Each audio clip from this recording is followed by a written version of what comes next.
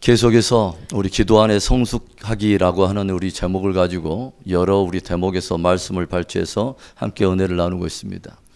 그동안 우리는 말씀에 대한 또 기도에 대한 여러 가지 이론적인 것들을 또 함께 나눠보고 실제적인 우리 성경적 어떤 그 패턴의 기도로서 주기도문을 우리가 함께 나눠보았고요.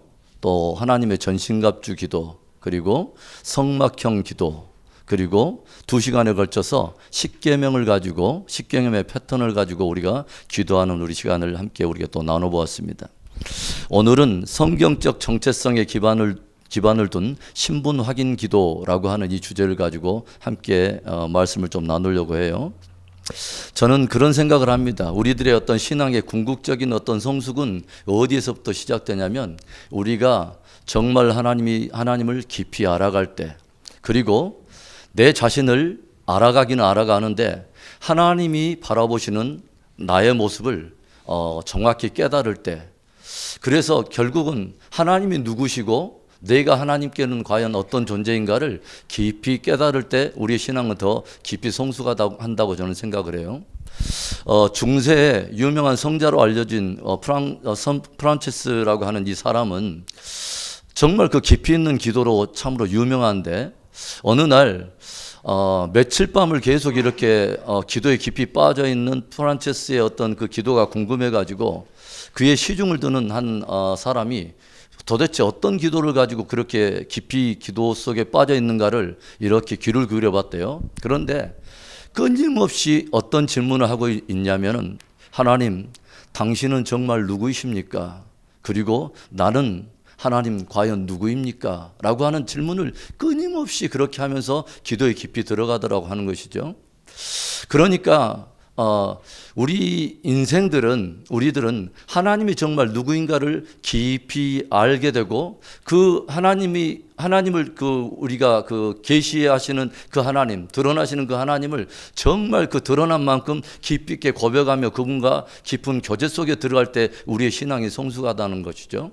그리고 어떨 때 우리는 정말 성숙하냐면 내가 다른 사람들이 나를 어떤 규명해 주는 어떤 정체성, 또 내 스스로 환경과 어떤 다른 어떤 부수적인 요건이 나를 규명하는 어떤 그런 정체성이 아니라 하나님이 성경 안에서 그리스도 예수 안에서 나를 누구라고 말씀하시는가 하는 그 정체성을 가지고 우리가 깊이 있게 들어갈 때 우리는 기도 안에서도 깊이 들어갈 수 있고 그분과의 친밀함 속에 더욱 깊이 들어가게 된다고 하는 것이죠. 그래서 우리가 저번에도 나눴지만 주님은 무엇에 굉장히 관심이 많냐면 저와 여러분이 정말 주님을 누구라고 고백하는가에 굉장히 관심이 많아요. 즉 어떤 거냐면 저와 여러분이 정말 주님을 어느 만큼 알고 있고 어떤 분으로 알고 있는가가 굉장히 주님은 관심이 많다고 하는 것이죠. 왜냐하면 그분을 깊이 알아갈 때 그분 안에 있는 또 우리의 영광을 알 수 있기 때문에 그렇다고 하는 것이죠. 우리가 똑같이 기도를 해도 어떤 사람은 저번에 우리 함께 나눴지만 끊임없이 스스로를 과부처럼 인식하고 주님 앞에 주님을 불의한 재판관처럼 생각하면서 과부와 재판관의 관계 속에서 기도를 들어가는 사람이 있는가 하면, 또 어떤 사람은 스스로 늘 탕자의 그런 마음을 가지고 늘 고아처럼 그렇게 또 기도 생활을 하는 사람이 있고, 어떤 사람은 늘 사랑방에 있는 손님처럼, 그래서 주님의 깊은 품속에 들어가지 못하고 늘 변방에서 주인의 눈치를 살피는 그런 변방의 어떤 객처럼 그렇게 신앙생활을 하고 기도생활을 하는 사람이 많다고 하는 것이죠. 저와 여러분이 기도의 성숙하기라고 하는 이 주제를 통해서 특별히 기도 안에 더 깊이 들어갈 수 있기를 바라고 주님과의 친밀함이 더 깊어지는 은혜가 있기를 축복합니다. 제가 오늘 패러그램을 먼저 한번 읽어보겠습니다. 우리들의 기도에서 가장 기초가 되고 근본이 되는 영역은 하나님이 누구이시며 내가 누구인가 하는 하나님과의 관계적 정체성입니다. 성경이 들려주는 관계적 정체성에 믿음과 확신을 가지고 기도할 때 우리는 더욱 하나님께 친밀한 가운데 기도할 수 있습니다. 너는 나를 누구라 하느냐? 주님은 물으십니다. 그래서 우리가 조용히 보면 성경 안에서는 주님과 우리의 관계를 굉장히 많은 어떤 비유로 들려주시죠. 예를 들어서 아버지와 자녀와의 관계, 그런가 하면은 어떤 양과 목자의 관계, 또 주인과 종의 관계, 또 친구라고 주님은 또 말씀하시지 않습니까? 많은 다양한 어떤 그 정체성을 주님이 친히 주님과 우리의 관계를 어떻게 규명하는 다양한 비유가 있는데 그 하나하나의 어떤 그 관계를 말씀하시는 그 정체성을 가지고 깊이 있게 묵상하며 주님 앞에 고백하면서 기도해 볼 필요가 있습니다. 그때 굉장히 하나님께서 우리에게 그 기쁜 은혜를 주세요. 그러니까 조용히 어떤 것들을 우리가 고백할 때 정말 하나님을 나의 아버지라고 고백을 하며 내가 정말 그분 안에서 그분의 사랑을 받는 그의 아들이고 그의 딸이라고 하는 이 관계적 정체성 안에 정말 깊이 있게 들어갈 수만 있다면 우리의 기도는 전혀 다른 차원에서 주님과의 친밀함 속에 들어가게 될 거라고 하는 것이죠. 오늘은 다른 어떤 다양한 관계들도 있지만 몇 가지 또 비유에 주님께서 말씀하시는 관계적 정체성에 대한 이야기를 가지고 말씀을 좀 나눠보려고 합니다. 첫 번째는 주님은 나의 창조자요 나는 주의 걸작품이다. 그래서 오늘 시편 100편에 3절에 어떤 말씀이 있냐면 여호와가 우리의 하나님이신 줄을 너희는 알지어다. 그는 우리를 지으신 이요 우리는 그의 것이니 그의 백성이요 그의 기르시는 양이로다. 하나님이 여러분의 하나님이신 거 맞습니까? 하나님이 여러분의 하나님이시고 나는 정말 주의 것이라고 여러분은 고백하실 수 있습니까? 이 고백이 정말 어떤 깊어진다면 주님과 우리와의 관계가 더욱더 친밀해질 것 같아요. 저는 늘 어떤 이 창조주 하나님과 피조물과의 어떤 그 관계성의 정체성을 늘 즐거워하던 사람으로서 늘 저는 다윗을 생각을 해봐요. 그러니까 그 사무엘이 왕을 삼으려고 기름병을 가지고 이새의 집을 들어섰을 때 다른 형제들은 다 왕이 되겠다고 사무엘 앞을 지나갈 때 다윗은 어디에서 있냐면 광야에서 아버지에 맡긴 양떼를 치고 있다고 하는 거죠. 그리고 심지어는 아버지에게도 잊혀진 아들처럼 어떤 일이 벌어집니까? 다 기름을 병을 가지고 그 다음에 왕이 될 어떤 주자를 이렇게 생각을 하면서 이새의 아들들을 지켜볼 때에 7번째 아들까지 다 지나고 났는데도 하나님의 감동이 없어요. 그제서야 사무엘이 묻죠. 여기 있는 아들들이 다냐? 그러니까 뒤늦게 이새가 깜빡한 거예요. 누구를 기억하냐면 광야에 양떼를 치고 있는 말제 아들인 다윗을 그때야 기억할 정도로 다윗은 가정 안에서도 별로 이렇게 인정받지 못하는 그런 존재였다고 하는 거죠. 그런데 광야에서 이 다윗이 끊임없이 하나님에 대한 묵상과 하나님이 지으신 피조물의 세계들을 묵상하면서 그 주옥과 같은 시편들을 이렇게 고백하지 않습니까? 우리 시편 8편을 우리 한번 가볼까요? 시편 8편 우리 한번 가봅시다. 시편 8편에 다윗이 이런 고백을 하죠. 여호와 우리 주여 주의 이름이 온 땅에 어찌 그리 아름다운지요 주의 영광이 하늘을 덮었나이다. 주의 대적으로 말미암아 어린아이들과 젖먹이들의 입으로 권능을 세우시며 이는 원수들과 보복자들을 잠잠하게 하려 하심이다. 주의 손가락으로 만드신 주의 하늘과 주께서 베풀어 두신 달과 별들을 내가 보니 사람이 무엇이기에 주께서 그를 생각하시며 인자가 무엇이기에 주께서 그를 돌보시나이까. 그를 하나님보다 조금 못하게 하시고 영화와 종기로 간을 씌우셨나이다. 주의 손으로 만드신 것을 다스리게 하시고 만물을 그의 발 아래 두셨으니 곧 소와 양과 들짐승이며 공중의 새와 바다의 물고기와 바닷길에 다니는 것이니이다. 여호와 우리 주여 주의 이름이 온 땅에 어찌 그리 아름다운지요. 조용히 저는 이 시편 8편을 조용히 생각을 해보면 이 소년 다윗이 광야에서 양떼를 치며 어느덧 석양이 지고 어느덧 궁창에 하나님이 펼쳐진 그 궁창에 별들이 떠오르기 시작하고 이게 달이 이 빛을 발할 때에 그것들을 바라보면서 소년 다윗이 웅장한 하나님의 세계에서 그 하나님을 관객으로 정말 하나님 한 분을 관객으로 그 하나님을 영화롭게 찬양하며 예배했던 그 다윗의 모습을 생각하면서 굉장히 잔잔한 감동이 돼요. 제가 늘 그 말씀하지만 다윗과 같은 사람이 참 없다는 생각을 해요. 다윗은 광야에 혼자 있을 때 소년 때도 역시 하나님을 예배하는 사람이었지만 왕궁에 있을 때도 역시 하나님을 예배하는 사람이었고 사울의 추적을 통해서 계속 이렇게 도망자의 신세를 다닐 때도 역시 다윗은 끊임없이 하나님 한 분을 예배하는 사람이었다고 하는 거죠.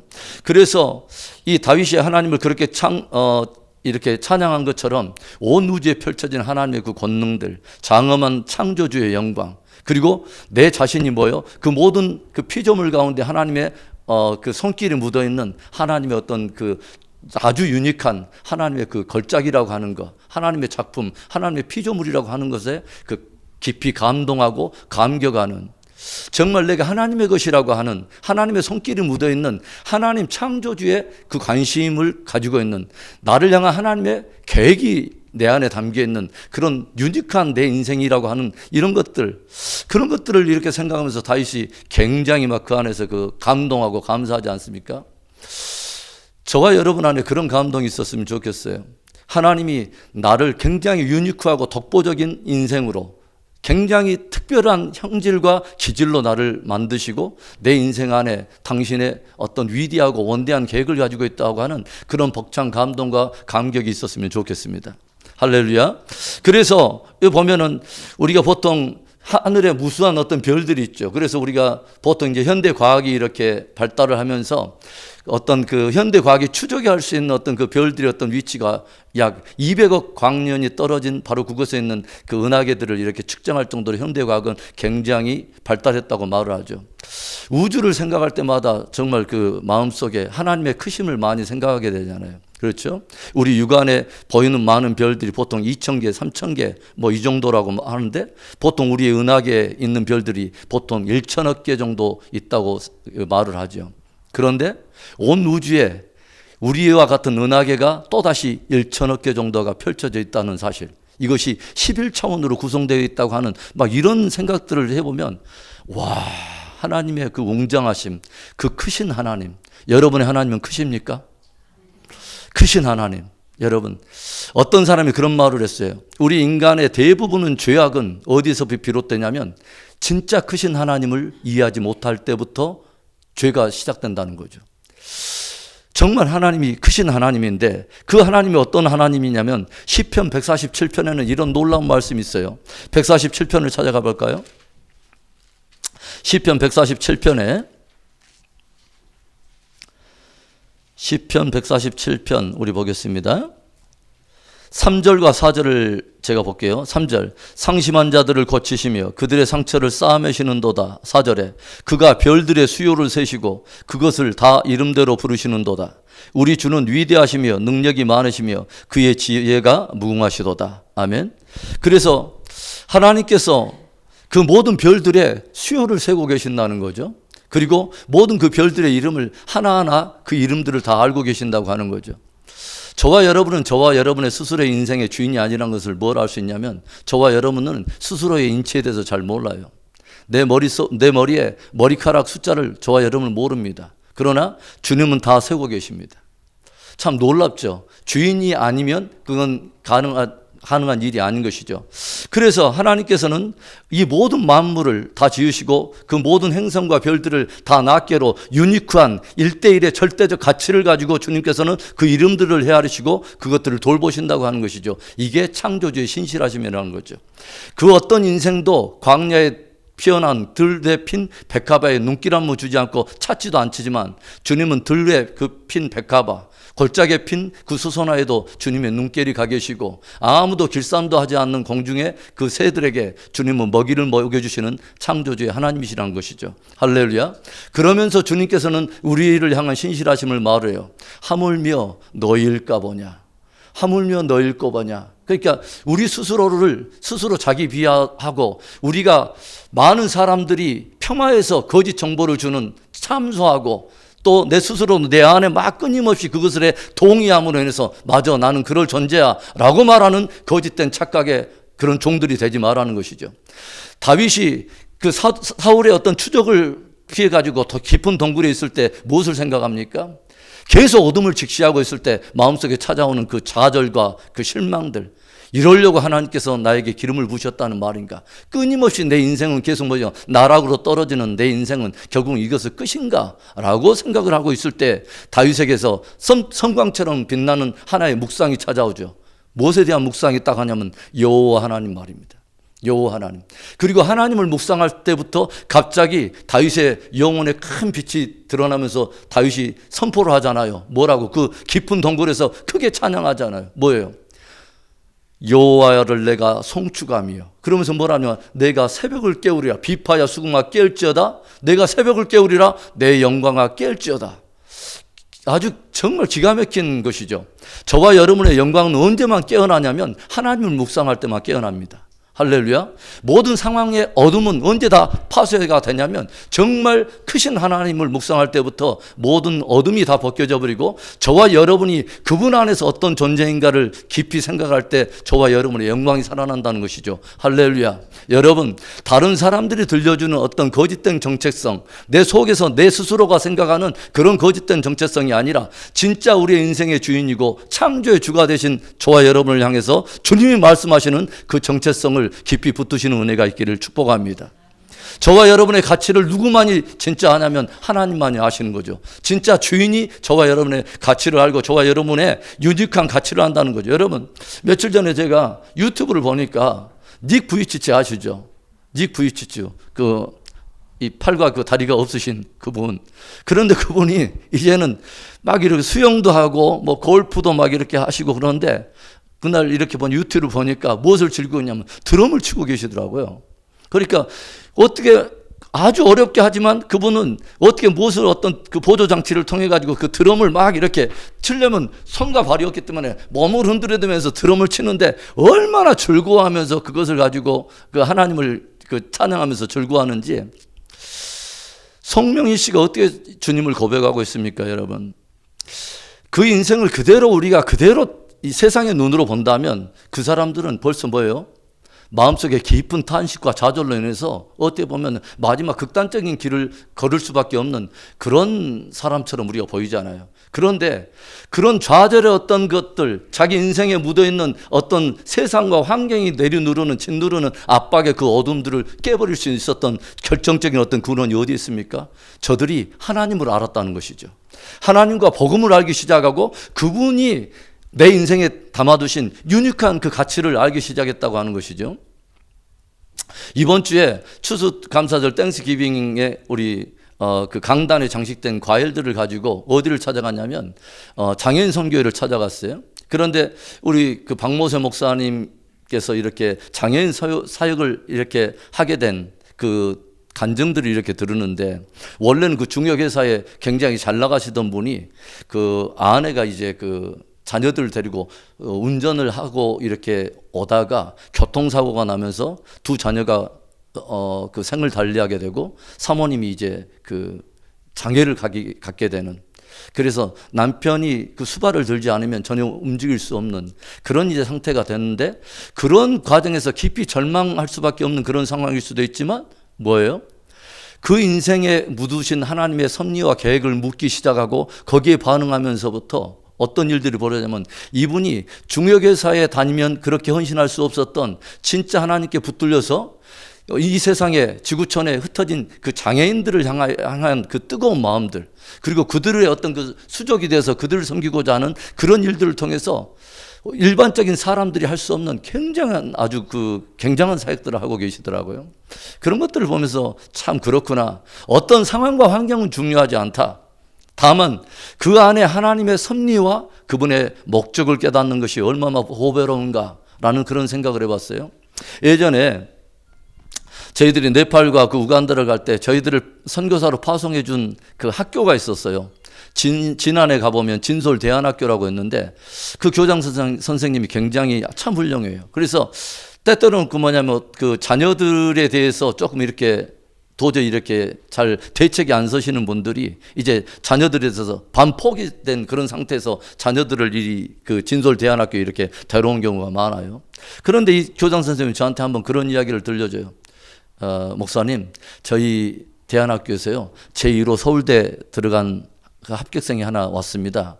아, 그래요? 그럼 그 아이의 이야기를 해주는 거예요. 이 아이가 중학교 2학년 때가 3학년 때 도저히 그냥 학교에서는 이제 도저히 안 되고 적응도 안 되고 반항적이고 막 이러니까 이 부모도 포기해놓고 그 이 아이를 대안학교를 데리고 온 거예요. 그런데 조용히 대안학교 선생님들과 이 모든 교사들이 조용히 케어해 주면서 관찰하고 이러니까 조용히 보니까 이 아이는 굉장히 유니크한 어떤 관점을 가지고 있다고 하는 거죠. 어느 날 이 교사 선생님이 그걸 발견한 거예요. 뭘 발견하냐면 얘들한테 그 진솔대안학교 그쪽에 이제 그 정원에다 이렇게 풀어놓으면서 야, 오늘은 네잎클로바를 따와봐라. 그러니까 다른 애들은 하나도 결국 뭐 따올뚱 말뚱 하는데 이 아이는 네잎클로바를 움켜쥐고 온 거예요. 어디서 그렇게 많이 따갖고 왔는지 모르는데.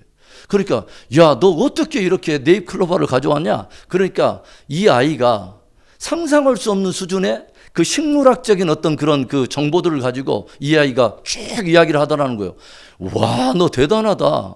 선생님들도 잘 못하는데. 그러면서 이 아이가 이야기를 해보니까 이 아이는 식물과 어떤 생물적인 어떤 이야기가 나오면 눈빛이 딱 달라지면서 벌써 달라지는데 한 번은 개구리 이야기를 하는데 얘가 개구리에 대해서 막 이 널어놓기 그 지식을 이렇게 풀어놓는데 굉장한 지식을 가지고 있더래요. 그러니까 이 아이를 가지고 데리고 이제 야, 그럼 너 공부 한번 해볼까 하면서 그쪽 방향에서부터 공부하기 시작해가지고 이 아이를 공부시켰는데 자기가 공부 진짜 좋아하는 것들 영역을 하니까 날밤에서 그렇게 공부를 하는데 그 아이가 서울대 1호 이 대학생이 됐다는 거죠. 저는 그런 생각을 해봤어요. 그렇구나. 어떤 한 사람 안에 담겨있는 유니크한 바로 그 보배로운 가치들, 이런 것들을 발견해주고 그것들을 우리가 지지해주는 게 우리의 부모의 사명이 아닐까라는 그런 생각을 해봤습니다. 그 아이 안에만 담아두신 하나님의 독특한 어떤 그 유니크한 어떤 그 장점들, 어떤 그런 목적들, 그런 계획들을 가지고 우리가 우리의 자녀들을 키우면 얼마나 좋을까 하는 그런 생각을 해봤습니다. 그래서 저와 여러분을 향한 하나님의 고유한 어떤 그런 은혜가 있다는 거죠. 하나님은 저와 여러분을, 주님은 어떤 일대 공동체로 주님은 다루시는 것이 아니라 주님은 굉장히 1대1의 절대 유니크한 어떤 보배로운 가치를 가지고 저와 여러분을 상대하실 수 있는 분이고, 그렇게 주님은 우리를 돌보실 수 있는 분이십니다. 왜냐하면 그분은 전지전능하신 분이기 때문에 그렇습니다. 그분은 무한하신 분이기 때문에 그렇습니다. 제가 언제 그런 말을 했죠, 여러분. 주님은 정말 무한하시고 영원하시고 전지전능하신 분인데, 우리가 일반적으로 어떤 그것을 수학적인 용어로 한다면 주님은 무한대이신 분이죠. 그런데 무한대를 여러분 100으로 나누면 몇이죠? 무한대가 되죠. 왜 그러냐면 말 그대로 무한대이기 때문에. 그 무한대를 10억으로 나누면 어떻게 될까요? 무한대죠. 그분은 영원하고 끝이 없이 무한대이신 분이기 때문에. 그렇기 때문에 그분은 저와 여러분의 유니크한 가치로 1대1의 관계 속에서 그분이 가지고 있는 모든 것들을 다 들려주시고 또 베풀어 주시고 행하기에 그분은 능하신 분입니다. 전혀 그것에 어려움이 없는 분입니다. 다시 한번 저와 여러분이 바로 그분을 나의 창조주의 하나님으로 깊이 고백할 수 있는 은혜가 있기를 바라고, 그분의 것으로 나를 드리고 또 그분의 것으로 내가 고백하며 그분과의 친밀함 속에 더 깊어지는 은혜가 있기를 바랍니다.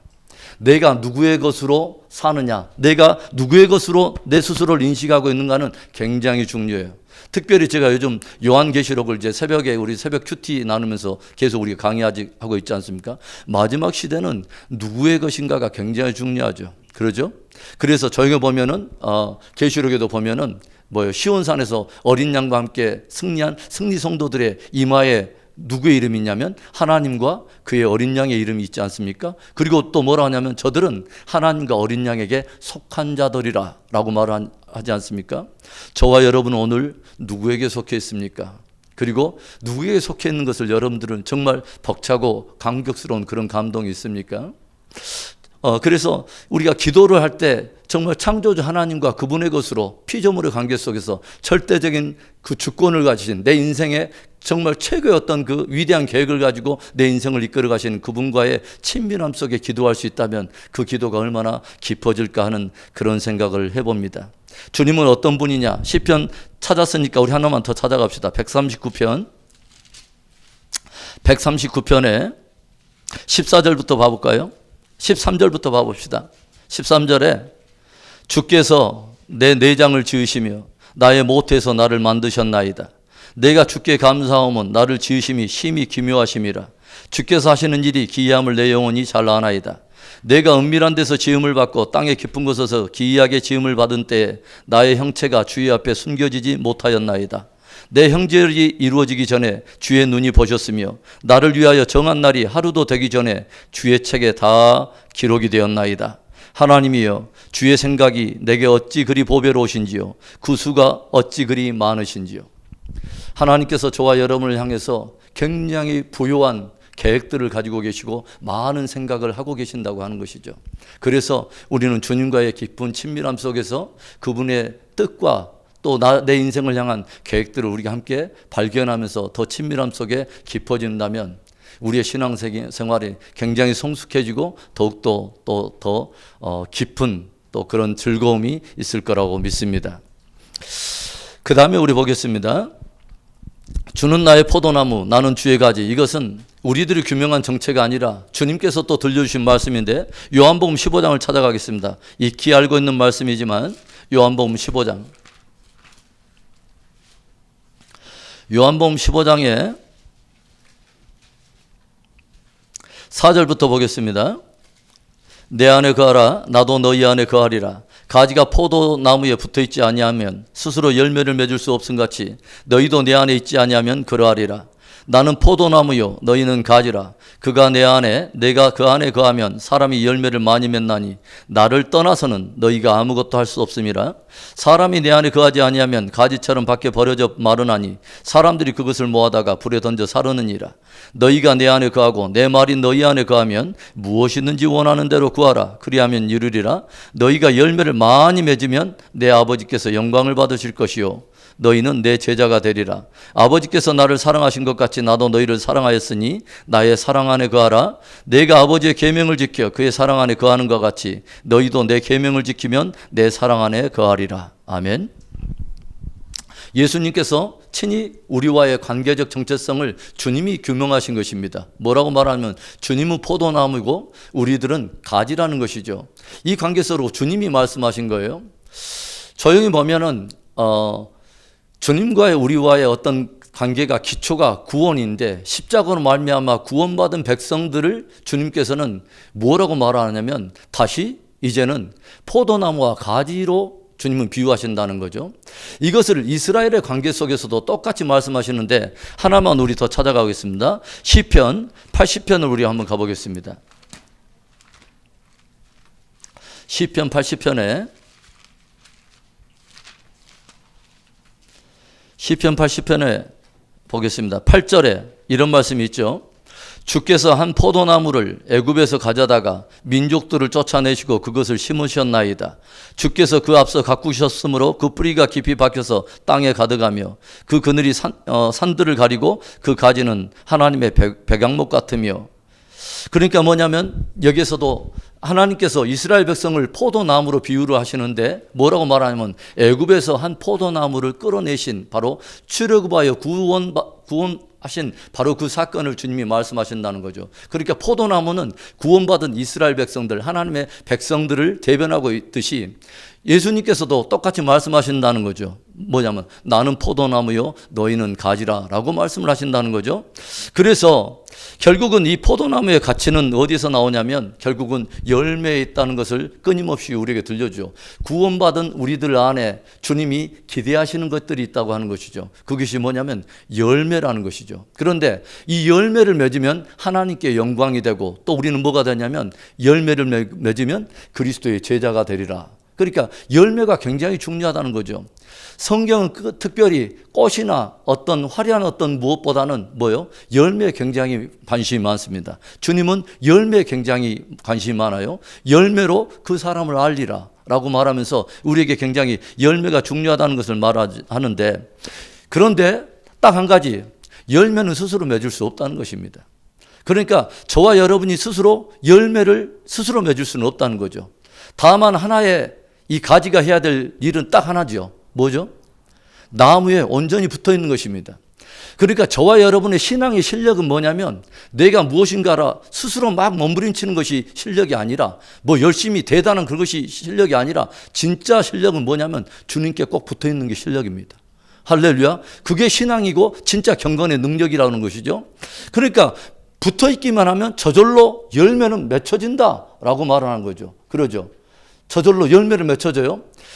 조용히 생각을 해보세요. 그러니까 일반적으로 우리가 다 알고 있는 거지만 가지가 나무에서 잘려 나가는과 동시에 무엇을 딱 꺾여지냐면 생명을 얻을 수 없고 뭐요? 뿌리로부터 오는 양분과 모든 것에 차단됨으로 인해서 그 이후로는 어떤 성장과 성숙을 기대할 수는 없죠. 더군다나 열매를 기대할 수가 없다는 것이죠. 우리가 잘 알고 있는 중국의 내지 선교의 그 원조인 허드슨 테일러라고 하는 분을 우리는 잘 알고 있어요. 그분이 중국에 가가지고 이제 낯설고 물서른 나라에 가서 문화 충격을 받으며 그래도 하나님께서 주신 뜨거운 마음이 있기 때문에 거기서 열심히 사역을 하고 또 동역자들과 함께 팀워크를 하고 또 뭐요? 그 미국 사람인데도 이 중국 사람이처럼 이렇게 머리를 따면서 말을 타고 다니면서 선교를 하고 그래서 정말 열심히 일을 하는데도 점점 마음속에 이렇게 번아웃이 찾아오고 막 여러 어려움이 오는 거죠. 그리고 이국 타향에서 이렇게 살다 보니까 고국에 있는 형제와 그리고 또 많은 사람들에 의해서 뭐요 잊혀진다고 하는 어떤 그런 고독함들 이런 것들이 함께 막 이렇게 오면서 또 여러 가지 어떤 그 후원에 대한 것들도 잘려 나가면서 굉장히 어렵고 이렇게 번아웃 됐을 때 미국에서 여동생으로부터 편지가 옵니다. 그 오빠에게 그러니까 허드슨 테일러에게 편지를 하면서 자기가 묵상한 말씀을 함께 나누는 그 내용을 들려주는데 그 말씀의 묵상이 요한복음 15장 포도나무에 대한 이야기였어요. 이렇게 자기의 어떤 삶 속에 어려움이 왔을 때 이 주님께서 말씀하시는 우리와의 관계적 정체성 바로 이것이 너무도 중요한 열매를 맺는 하나의 관건인데 자기는 자기 열심으로 그렇게 살다가 어려움을 겪었나라고. 그런데 오늘 아침에 묵상을 통해서 나는 이러한 말씀을 나누는데 주님께서 감동을 주셔서 오빠한테 이 말씀을 나눈다고. 그래서 이 말씀을 붙들고 허드슨 테일러가 다시 한번 주님과의 깊은 관계 안에 들어갑니다. 그러니까 사역 중심에서 주님과의 그 관계 중심으로 이런 것들의 어떤 패러다임이 이렇게 전환이 되면서 이 허드슨 테일러가 내면에 고갈된 어떤 그런 것에서부터 회복이 되기 시작하고 주님께로부터 주시는 힘과 어떤 이런 것들을 공급을 받으면서 굉장히 다른 차원의 열매를 맺게 되는 귀한 그 은혜가 있었다는 것을 이렇게 읽은 적이 있어요. 그러니까 오늘 주님께서는 우리에게 무엇을 말하냐면 내 안에 거하라 내가 너희 안에 거하리라. 주님과의 서로 거하는 관계가 있어야 된다는 거죠. 여러분 오늘 여러분 주님 안에 거하고 계십니까? 그리고 주님이 여러분 안에 거하십니까? 깊은 이 기도 속에 한번 들어가 보세요.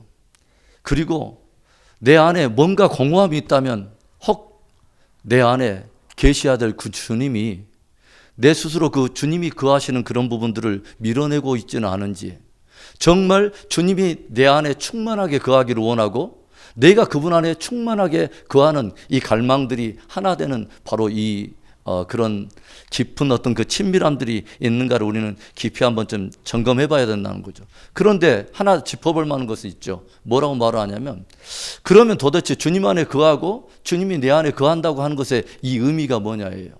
그런데 요한복음을 통해서는 무엇을 말하냐면 너희가 내 안에 거하고 내 말이 너희 안에 거하면 무엇이든지 원하는 대로 구하라. 그러면서 뭐라고 말하냐면 나의 계명 안에 뭐요? 지키는 자, 내 계명을 이 지키는 자는 그가 내 안에 거하고 내가 그 안에 거하는 것과 같다. 그러니까 뭐냐면 주님이 내 안에 거하고 내가 주님 안에 거하는 삶의 한 중심은 뭐냐면 진리의 말씀에 대한 관계라고 하는 것들을 우리는 잘 알 수 있죠. 그러니까 구원받은 하나님의 백성들, 그러니까 하나님을 나의 창조주로 섬기고 내가 그의 피조물 된 것이고 그리스도 안에서 내가 다시 새로운 피조물로 거듭나서 구원된 이 하나님의 것으로 인침을 받은 그 백성들을 주님 우리에게 포도나무 가지라고 말씀하시는데 우리에게 이제 구원받은 백성들에게 무엇을 기대하시냐면 열매를 기대하신다는 거죠. 그런데 그 열매는 언제 열리냐면 우리가 그분의 진리를 사랑함으로 그의 계명을 지켜갈 때 이때부터 주님과의 우리와의 어떤 관계가 있냐면 주님이 우리 안에 거하고 우리가 주님 안에 거해지는 일이 일어난다는 거죠.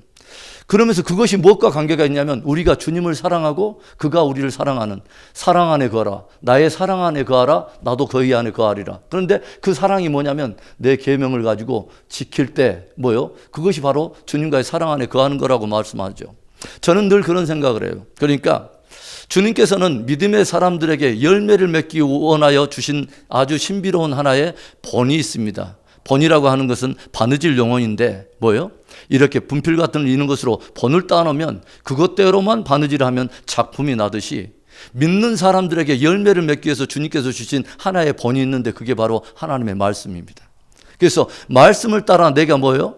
나의 어떤 소욕이 아니라 말씀을 따라 내가 그렇게 순종해 가기 시작하면 무엇이 만들어지냐면 주님이 원하시는 그 열매가 우리 삶 속에 맺혀진다고 하는 것입니다. 할렐루야. 그래서 우리가 이것을 가지고 우리가 정말 깊이 있게 기도할 필요가 있다는 거죠. 최근에 계속 제 마음속에 그런 도전들이 와요. 그렇구나. 우리는 하나님의 말씀을 가지고 깊이 기도할 필요가 있구나. 왜냐하면 진짜 하나님의 뜻이 이루어지기를 정말 우리는 원한다고 말하는데 하나님의 뜻이 어디에 다 담겨 있냐면 하나님의 말씀 안에 담겨 있습니다. 그러니까 하나님의 말씀을 우리가 이루기 위해서 이것에 대한 갈망을 가지고 우리가 정말 기도에 깊이 갈 필요가 있다. 왜냐하면 기도는 한 사람 안에 있는 깊은 갈망인데 우리의 깊은 갈망이 무엇을 원하냐면 주님의 뜻을 정말 이루기를 원하는 갈망이 있을 때 그 열매가 맺어진다는 것입니다. 할렐루야. 그래서 주님은 나의 포도나무요 나는 주의 가지다. 주님 그대로예요. 주님의 말씀을 가지고 주님 제가 주님을 떠나서는 아무것도 할 수 없습니다. 주님을 떠나서는 아무런 열매도 스스로 맺을 수 없습니다. 주님 내가 주님께 꼭 붙어 있기를 원합니다. 주님의 진리를 따라갈 것입니다. 주님 내 안에 주님의 진리의 빛을 밝혀주셔서 주님이 원하는 본을 따라 열매 맺는 믿음 되게 하시옵소서. 여러분 말씀을 가지고 기도하면 어떤 유익이 있냐면요 따로 암송하지 않아도 말씀이 그대로 암송이 돼요. 그게 굉장히 좋더라고요 여러분. 그래서 하나님의 말씀을 이제는 뭐냐면 그냥 이렇게 내가 그냥 읽는 수준이 아니라 내 마음속에 두고 그것을 다시 주님 앞에 그대로 다시 한번 고백하여 드려서 그런 말씀의 열매를 맺는 그런 삶의 어떤 갈망을 주님 앞에 고백할 때 주님이 그것을 기뻐하시고 그 뜻을 이루어 주실 거라고 저는 믿습니다. 여러분 그래서 열매 맺는 그런 귀한 믿음들이 되기를 우리 축복합니다. 그 다음에 세 번째 우리 더 봅시다. 주는 나의 토기장이요 나는 주의 그릇이다. 시편 이사야서 64편 찾아가 볼까요? 이사야서 64장 찾아갑시다. 1045페이지 이사야서 64장에 이사야서 64장 8절을 보겠습니다. 이사야가 민족의 죄악을 회개하면서 주님 앞에 고백했던 기도의 한 부분인데 64장 8절에 이런 말씀이 있죠. 그러나 여호와여 이제 주는 우리 아버지시니이다. 우리는 진흙이요 주는 토기장이시니 우리는 다 주의 손으로 지으신 것이니이다. 여호와여 너무 분노하지 마시오며 죄악을 영원히 기억하지 마시옵소서. 구하오니 보시옵소서 보시옵소서. 우리는 다 주의 백성이니이다. 그러니까 다시 한번 이사야가 자기 민족의 회복을 주님 앞에 간구하면서 회개할 때 무엇을 기도하냐면 주는 토기장이요 우리는 뭐요? 그릇입니다. 토기입니다 라고 말씀하면서 주의 국류를 구할 때 이 기도를 한다는 거죠. 여러분 우리는 잘 알고 있어요. 주님께서 로마서를 통해서도 무엇을 말하냐면 그 토기장이가 그릇을 짓는데 하나는 천하게 쓸 그릇을 만들기도 하고 귀하게 쓸 그릇을 만드는 이런 권리가 토기장에게 없겠느냐. 그건 권리가 하나님께 있다. 토기장에게 있다. 그러니까 주님과의 절대적 어떤 주권의 관계에 대한 이 관계를 주님께서 이 토기장이와 그 그릇에 대한 이 비유를 가지고 말씀을 하신다는 거죠. 여러분 사도 바울은 그런 고백을 해요. 뭐라고 하냐면 깨어질 질그릇에 보배로운 것을 우리 안에 담았다. 그러니까 뭐냐면 저와 여러분들은 무엇을 말하냐면 질그릇이라는 거죠. 그런데 어떤 질그릇이냐면 깨지기 쉬운 질그릇이라는 거죠. 그러니까 저와 여러분들을 사실은 그대로 어떤 가치를 넣어놓고 물리학적이나 아니면 생물학적 가치를 가지고 저와 여러분의 가치를 계산해 본다면 저와 여러분들은 사실 아무것도 아니죠. 어떤 사람이 어떤 그 화학자, 그 생화학자가 이게 인간의 어떤 가치들을 평가하기 위해서 순수하게 어떤 화공학적인 어떤 물리학적인 가치로 따져보면 딱 3만 원 나오더래요. 그러니까 뭐냐면 칼슘 얼마 빼고 인삼, 그다음에 마그네슘, 그다음에 뭐 산소와 질소 뭐 이런 것들 딱 계산해 보니까 3만 원 나오더래요. 그런데 제가 여러분을 볼 때 3만 원의 가치가 아니에요. 그런데 여러분 근데 보세요. 그러면 그렇게 깨어질 질그릇, 아무것도 아닌 것 같은 그 질그릇이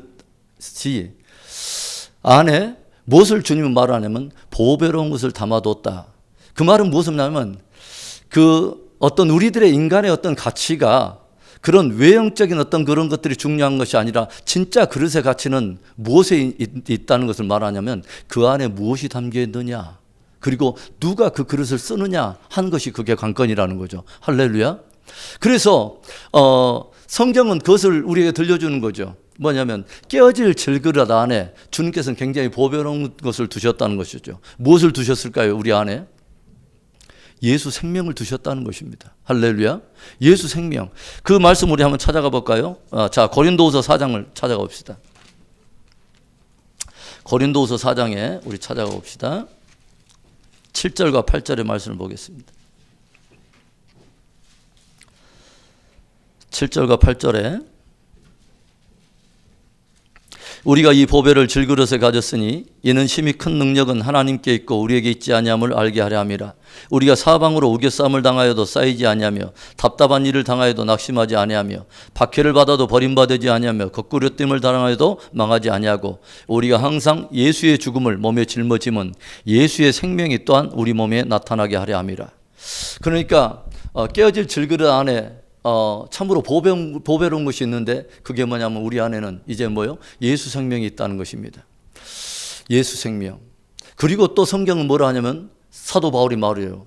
너희가 하나님의 성전인 것과 하나님의 성령이 너희 안에 거하시는 것을 너희가 알지 못하느냐. 할렐루야. 그러니까 여러분 그 어떤 그 그릇 안에 무엇을 담느냐에 따라서 그 그릇의 가치가 달라지고 그 그릇의 이름이 달라지잖아요. 그 그릇 안에다 김치 넣으면 뭐예요? 김치통이에요. 그러죠? 그 안에다 그런데 보배로운 보석을 담으면 그것은 일반 그릇이 아니에요. 그렇죠? 보배로운 어떤 그 보석 그릇이 되는 거죠. 보배합이 되는 거죠. 그렇죠? 그런데 저와 여러분의 인생이 그와 같다는 거죠. 깨어질 질그릇처럼 보이고 연약해 보이고 우겨싸면 넘어질 것 같은 그런 우리의 인생 안에 주님이 무엇을 담아뒀냐면 예수 생명을 줬다는 것입니다. 할렐루야. 그리고 또 안에 우리 안에 믿는 우리 안에 성령으로 보증해 주셨다는 거죠. 그러니까 우리는 하나님의 이런 말씀을 가지고 깊이 있게 고백하면서 그 정체성을 가지고 깊이 우리는 기도할 필요가 있어요. 그것을 우리의 입으로 시인하면서 고백하면서 그분과의 관계 속에 친밀하며 들어갈 필요가 있어요. 하나님, 깨어질 그릇과 같은 나의 볼품없는 인생, 정말 볼품없는 인생같이 보이지만 그러나 내 안에 하나님 예수 생명을 주시고 십자가의 보배로운 피로 말미암아서 나를 보배롭게 하셔서 내 안에 성령의 전을 이루어 주신 우리 하나님 감사해요. 그러면서 무엇을 우리가 고백하냐면 동시에 그런 고백을 하는 거죠. 말 그대로 깨어질 그릇처럼 연약한 인생이지만 보배로운 것을 담으면 보배롭게 쓰임을 받듯이 뭐예요? 우리가 깨어질 그릇과 같은 우리 안에 육체의 소욕과 어둠의 어떤 그런 것들을 담지 아니하고 늘 성령의 전으로서 성령의 소욕을 우리가 안에 품고 그렇게 살아간다면 그것이 존귀하게 쓰임을 받는 그릇이라는 것입니다. 할렐루야. 그래서 디모데 그 후서에도 이런 말씀이 있죠. 디모데 후서도 우리가 찾아갑시다. 디모데 후서에 우리 찾아가 봅시다. 디모데 후서에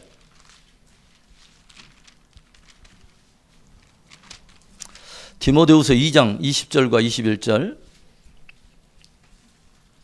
20절에 21절에 큰 집에는 금그릇과 은그릇뿐만 아니라 나무그릇과 질그릇도 있어 귀하게 쓰는 것도 있고 천하게 쓰는 것도 있나니 그러므로 누구든지 이런 것에서 자기를 깨끗하게 하면 귀히 쓰는 그릇이 되어 거룩하고 주인의 쓰심이 합당하며 모든 선한 일에 준비함이 되리라. 어떤 그릇이 쓰임을 받느냐? 하나님 앞에 깨끗한 그릇이 쓰임을 받는다는 거죠. 그렇죠?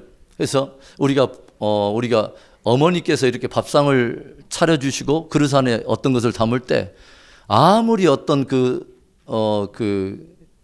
맛있는 반찬이라 할지라도 뭐예요? 막 이렇게 더러운 그릇에 담지는 않죠.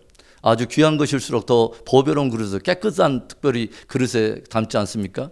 그것이 질그릇이나 또 천해 보이는 그릇일지라도 안에가 깨끗하면 거기에다는 귀한 것을 담을 수 있다는 것이죠. 지금 그런 뉘앙스로 사도 바울이 지금 말을 전달을 하고 있는데, 그러니까 저와 여러분도 마찬가지라고 하는 것이죠. 우리 안에 정말 하나님께서 보배로운 것을 담으실 수 있도록 우리가 내면을 정결하게 하고 우리가 깨끗하게 우리 자신을 정결하게 드리면 하나님께서는 보배로운 것이 더욱더 우리 안에 드러나도록 주님 우리를 쓰신다고 하는 거죠. 저는 늘 그런 생각을 해봐요. 평생에 어떤 사람은 평생에 하나님께 붙들려서 하나님께 존귀하게 쓰임을 받는 그런 사람들이 있는가 하면 평생에 하나님께 한 번도 쓰임받지 못하고 그렇게 그냥 흘러가는 인생들이 많더라고 하는 것이죠.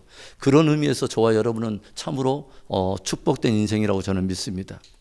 하나님께서 기억하시고 우리 안에 예수 생명을 주시고 우리에게 성령의 전을 만들어 주셔서 우리에게 보배로운 걸 담으셔서 주님의 목적대로 그렇게 써주시는 귀한 은혜가 있다라고 하는 것이죠. 그래서 우리가 그런 것을 가지고 기도하면 참 좋겠다는 그런 생각을 해요. 예. 주님은 나의 토기장에 나는 주님의 그릇. 주님 내 안에 그리스도의 형상을 빚으사 주님의 목적대로 선하게 사용하시옵소서. 주님이 담고 싶어하는 소중한 것들을 내 안에 담을 수 있도록 주님 내 안에 정결한 마음을 주셔서 주님의 뜻대로 열매를 맺는 그런 믿음 되게 하시옵소서. 모세가 하나님 앞에 부름 받기 전에 모세는 이 세상의 왕자였죠. 그렇죠? 세상으로 굉장히 잘 나가는 사람.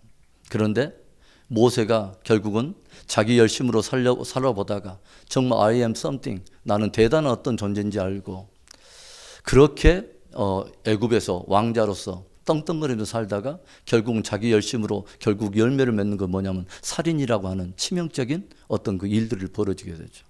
그리고 이제 모세가 어디로 들어갑니까? 광야 40년 속에 하나님의 연단 속에 들어가요. 그리고 거기서 철저하게 모세는 하나님 앞에 고백을 하기 시작합니다. I am nothing. 나는 아무것도 아닙니다. 아무것도 아닙니다. 볼품없는 질그릇, 깨어질 수밖에 없는, 세상적으로도 이제는 뭐예요? 사람들이 알아주지 않는, 그 누구도 이제는 찾아오지 않는, 예전에 삐까번쩍할 때는 사람들이 그렇게 친구처럼 벗처럼 그렇게 찾아오더니 광야에 쫓겨나곤 바로 그곳에는 아무도 찾아오지 않는 볼품없는 질그릇 인생. 그런데 하나님이 그를 붙드십니다.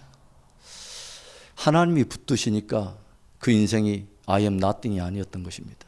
하나님이 붙드시면 하나님의 소중한 그릇이 되는 것입니다. 누가 붙드느냐 그리고 그 안에 무엇을 담고 있느냐가 굉장히 관건이라고 하는 것이죠. 저와 여러분 안에 내면에 무엇이 담겨져 있는가를 늘 점검해보고 주님과의 관계 속에 더 기도 안에 깊어지는 은혜가 있기를 축복합니다. 마지막에 이제 하나만 더 생각을 한다면 주는 나의 신랑이고 나는 주의 신부다. 그래서 성경은 창세기부터 이제 요한계시록까지 큰 패러다임 안에 제가 여러분과 함께 주제 강연 중에 하나 나눴던 것처럼 그리스도의 신부라고 하는 주제로 저는 창세기부터 요한계시록까지 그 주제를 일관해서 한 주제로 우리가 다루었던 적이 있죠. 최근에 저는 요한계시록을 새벽마다 다시 한번 이렇게 묵상을 하고 함께 나누면서 그리스도의 신부의 이 정체성이 얼마나 소중한가. 마지막 시대에 정말 너무너무 성도들에게 아주 정말 도전적인, 정말 깊이 묵상해 봐야 될 굉장히 중요한 주제다. 왜냐하면 계시록의 마지막이 바로 신부의 영성을 도전하고 있기 때문에 그렇죠. 그렇죠? 오늘 아침에 새벽에 큰 바벨론에 대한 이야기를 나눴어요. 큰 바벨론의 정체가 무엇이냐면 바로 적그리스도, 짐승과 그와 한 몸을 이루고 있는 짐승을 탄 한 여인의 이야기입니다. 그러니까 짐승과 음료와의 절묘한 연합이 큰 바벨론의 실체이죠. 제가 예전에 그런 이야기를 했어요. 그것은 곧 뭐냐면 적그리스도와 그 음료와의 그 이 연합이 큰 바벨론인데, 큰 바벨론이 그렇게 묘사된 것과는 대조적으로 새 예루살렘은 무엇으로 묘사를 되고 있냐면 그리스도와 그의 신부와의 순결한 신부와의 연합을 새 예루살렘으로 묘사를 하고 있다고 하는 것입니다. 굉장히 의미 있죠. 그리고 계시록의 마지막은 바로 신부된 성도들이 다시 오실 신랑을 향해서 성령과 더불어 외치는 그 고백으로 끝이 나죠. 아멘 주 예수여 오시옵소서. 저와 여러분 안에 이 신부의 깊은 영성이 참 요구된다는 생각이 들어요.